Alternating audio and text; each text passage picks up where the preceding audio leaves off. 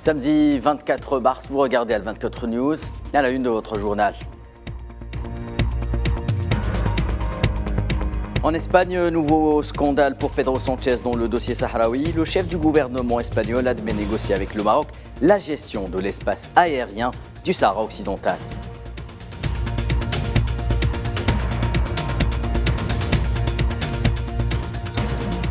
En Palestine, la politique pro-expansion des colonies sionistes dans les territoires occupés déplaît fortement à Washington, qui le fait savoir à son allié historique.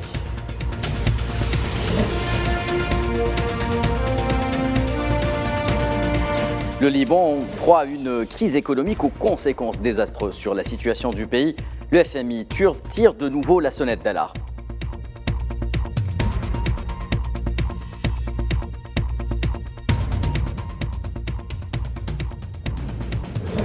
Enfin, l'Algérie a un pied et 4 orteils en phase finale de la CAN 2024 après sa brillante victoire face au Niger 2-1. Madame, Monsieur, bonsoir. Avant de développer les titres de l'actualité, le président algérien Abdelmadjid Tebboune a reçu ce vendredi un appel téléphonique de la part de son frère, son Excellence Cheikh Hamad Ben Khalifa El Thani, ancien émir du Qatar. Les deux hommes se sont félicités à l'occasion du début du mois sacré du Ramadan en souhaitant davantage de prospérité et de progrès pour les deux peuples frères. Et je vous le disais à l'instant, l'annonce faite par la presse espagnole a eu l'effet d'une bombe. Le chef du gouvernement espagnol, Pedro Sánchez, a admis dans une réponse écrite adressée à un député de la coalition des îles Canaries avoir entamé des négociations avec le Maroc pour la gestion de l'espace aérien du Sahara occidental. Un espace aérien jusque-là sous la gestion des contrôleurs des îles Canaries, Safwan Ben Sabri.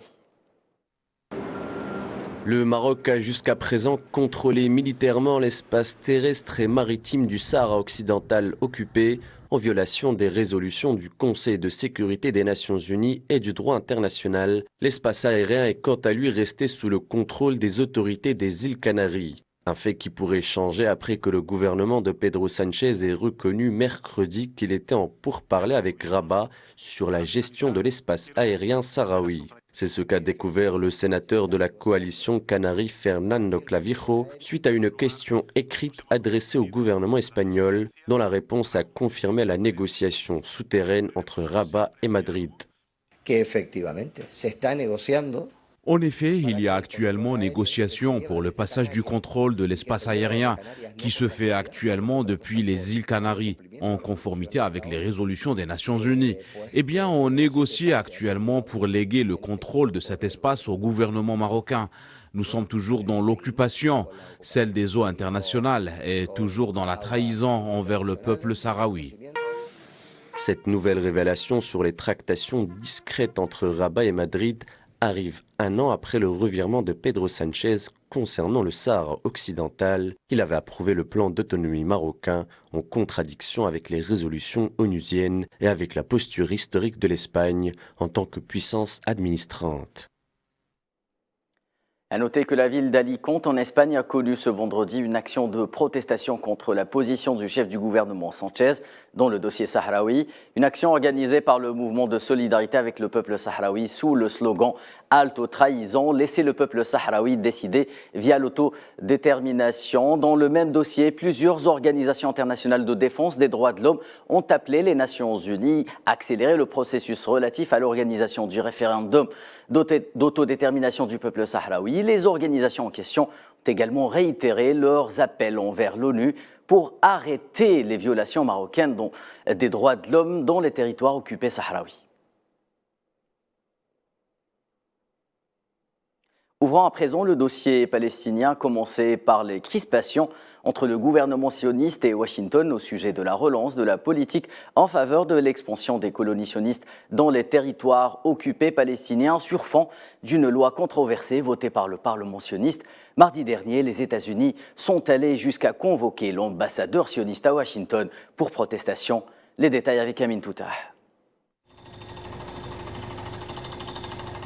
La politique coloniale de l'entité sioniste dans les territoires occupés est désormais le point de discorde entre Tel Aviv et plusieurs capitales mondiales. notamment après la ratification d'une loi qui prévoit la réintégration des colons dans différentes régions de la Cisjordanie.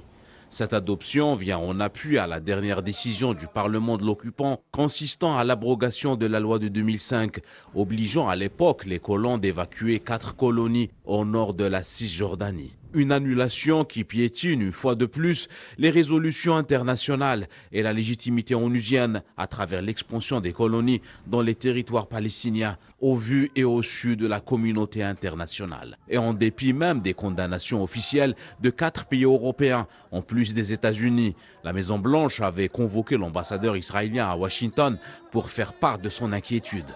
À noter que les communiqués d'indignation européens ont jugé le processus d'expansion comme illégal et source de tensions qui s'est traduit sur le terrain ces dernières heures par des campagnes d'arrestation abusives de plusieurs Palestiniens en Cisjordanie, cette région soumise à un contrôle sécuritaire quasi total de l'autorité sioniste et des incursions provocatrices dans les lieux saints à l'image de l'esplanade Al-Aqsa.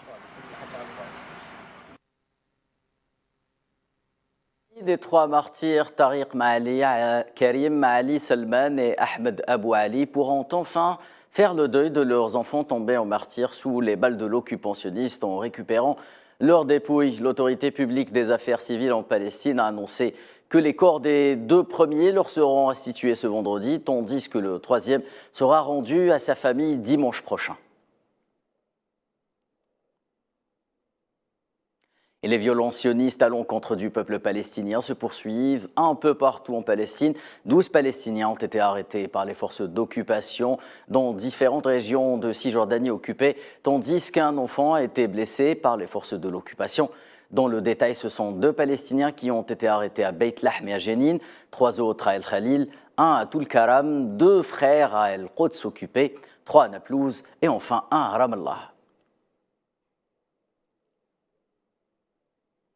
Palestine toujours, le chef de la diplomatie palestinienne Riyad al-Maliki, actuellement en visite au Zimbabwe, s'est entretenu avec le vice-président zimbabwéen Constantino Chiwenga. Les 2 hommes sont notamment revenus sur les derniers développements politiques dans les territoires occupés et ont passé en revue les actes relatifs à l'escalade sioniste à l'encontre du peuple palestinien ainsi que de sa terre. Et toujours au Moyen-Orient, l'émissaire de l'ONU pour la Syrie, Geir Pedersen, a souligné la nécessité de maintenir le calme sur le terrain. Pedersen estime qu'une solution politique est la seule voie à suivre pour instaurer une paix durable dans le pays. S'exprimant devant le Conseil de sécurité, l'émissaire de l'ONU a indiqué que la période qui a suivi le tremblement de terre a été témoin de signes de calme et d'une relative cessation de la violence dans la plupart des régions. Et le secrétaire général de l'ONU, Antonio Guterres, a exprimé son inquiétude au sujet d'un raid aérien opéré mercredi dernier par l'entité sioniste sur l'aéroport d'Alep en Syrie. C'est ce qu'a déclaré le porte-parole adjoint du chef de l'ONU, Farhan Haq. A noter que les frappes ont entraîné des dégâts matériels et la fermeture de l'aéroport, notamment l'annulation d'un vol du service aérien humanitaire de l'ONU. Guterres exhorte à cet effet toutes les parties à respecter leurs obligations en vertu du droit international, y compris le droit international humanitaire.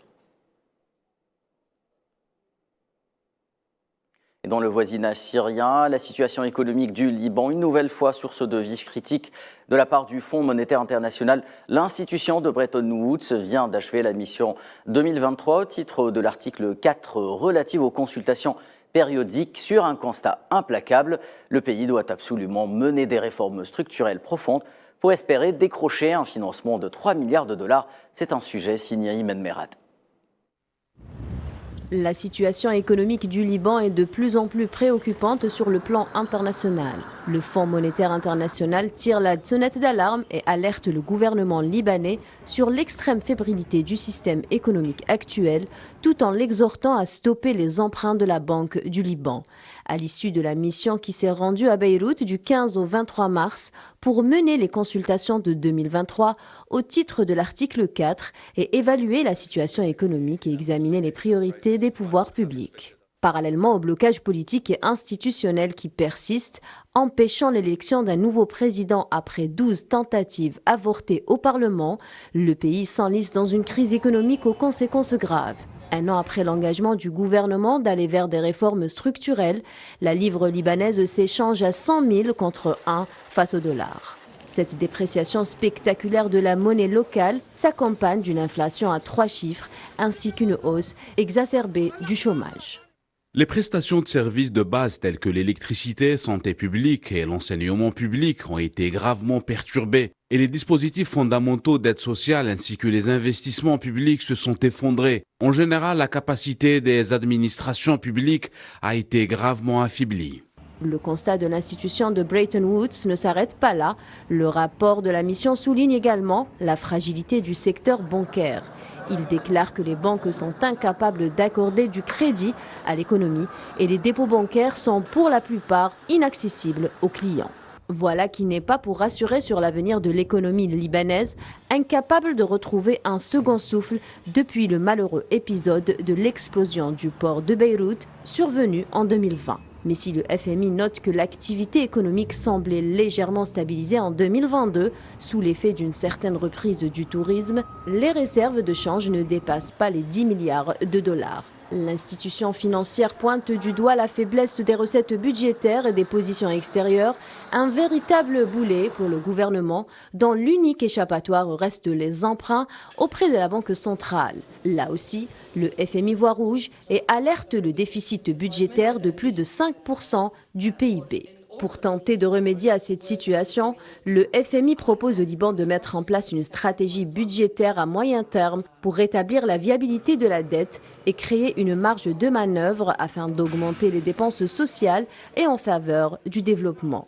La première étape devrait consister à adopter une loi de finances 2023 qui prévoit un taux de change du marché unifié aux fins douanières et fiscales et un ajustement de taxes spécifiques en fonction de l'inflation et qui entame le processus de rétablissement de l'administration publique. Et dans l'actualité continentale, le porte-parole de l'accord cadre final relatif au processus politique au Soudan, Khaled Omar Youssef, a déclaré qu'un projet de mouture complète et finale de l'accord sera prêt dans quelques jours. Une information issue de la première session du comité de rédaction de l'accord politique final avec la participation des signataires de l'accord cadre. À noter que la réunion du comité de rédaction s'inscrit dans la continuité d'un processus politique entamé le 8 janvier dernier. Les signataires de l'accord cadre conclu le 5 décembre dernier entre le Conseil de souveraineté militaire et les forces civiles. En République démocratique du Congo, les soldats ougandais de la force de la communauté des États d'Afrique de l'Est vont commencer à se déployer d'ici fin mars à l'est de la RDC, actuellement occupée par les rebelles du M23. L'armée ougandaise avait annoncé au mois de novembre qu'elle était sur le point d'envoyer 1 millier de soldats dans le cadre de cette force. Et au Gabon, le Parlement a adopté à la majorité jeudi un projet de loi relatif à la révision de la Constitution, une démarche faisant suite à l'audition de 17 mars dernier du Premier ministre Alain-Claude Billy-Binze dans le cadre d'une procédure d'examen en urgence du projet de loi portant révision de la Constitution gabonaise. Actualité continentale toujours, au Burkina Faso, plusieurs personnes, dont 5 femmes, ont été tuées dans l'est du pays au cours des 2 derniers jours par des hommes armés non identifiés. 5 volontaires de l'armée feraient partie des personnes assassinées par des terroristes selon des sources locales. Les femmes sont mortes lundi lorsque le corps piégé d'un jeune homme tué la veille a explosé dans le centre-est du Burkina où les attaques terroristes se font fréquentes. L'actualité en Amérique du Nord également, avec cette visite du président américain Joe Biden chez son grand voisin du Nord, le Canada. Biden est arrivé à Ottawa jeudi soir pour une visite éclair d'une journée qui doit porter tant sur les aspects de bonne entente que les enjeux plus controversés des relations canado-américaines, dont le protectionnisme et l'immigration irrégulière des 2 côtés de la frontière. Joe Biden, qui a dans la foulée, bien entendu, rencontré le Premier ministre canadien Justin Trudeau. Ce sera la première véritable rencontre bilatérale en personne entre les deux dirigeants au Canada depuis 2009. C'est ce qu'a souligné le porte-parole du Conseil de sécurité nationale de la Maison-Blanche, John Kirby. Et les dirigeants de l'Union européenne sont réunis depuis jeudi à Bruxelles pour un sommet de 2 jours. La guerre en Ukraine, les difficultés économiques, le commerce et l'immigration sont les principaux sujets à l'ordre du jour. Les 27 chefs d'État et de gouvernement devraient également discuter de la toute dernière impulsion, un programme d'aide militaire de 2 milliards d'euros destiné à Kiev. À noter que ce sommet est toutefois émaillé par de nombreuses crispations internes aux 27, notamment les malentendus récents entre les deux têtes de proue de l'Union européenne, à savoir la France et l'Allemagne.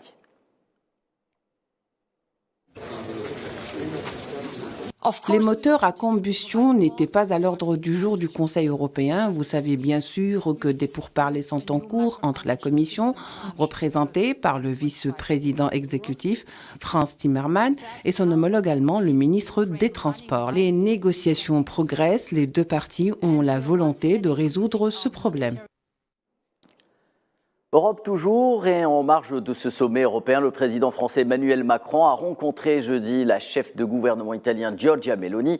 Les deux responsables ont abordé ensemble les opportunités de coopération dans les domaines de l'immigration, l'industrie et de l'espace, ainsi que de la nécessité de continuer le travail en faveur de la souveraineté européenne.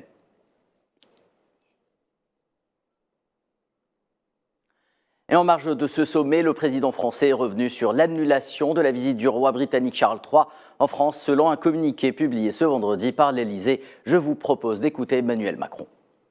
À partir du moment où hier soir, l'intersyndicale a annoncé une nouvelle journée de mobilisation mardi et que la visite du roi était prévue de lundi à mercredi, je pense que nous ne serions pas sérieux et nous manquerions d'un certain bon sens à proposer à Sa Majesté le roi et à la reine consort de venir faire une visite d'État au milieu des manifestations.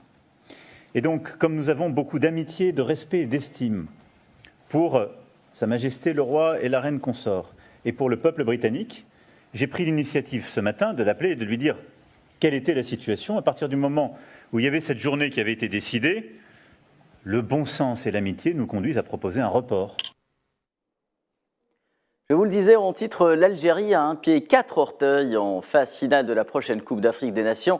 Les Verts se sont imposés vendredi face au Niger sur le score de 2-1 pour le compte de la 3e journée des éliminatoires de la CAN 2024. Grâce à 2 buts de Bounedjah et de Mahrez, les poulains de Belmadi poursuivent leur sans faute dans cette aventure. Ils sont pratiquement qualifiés aux phases finales avec 9 points en 3 matchs.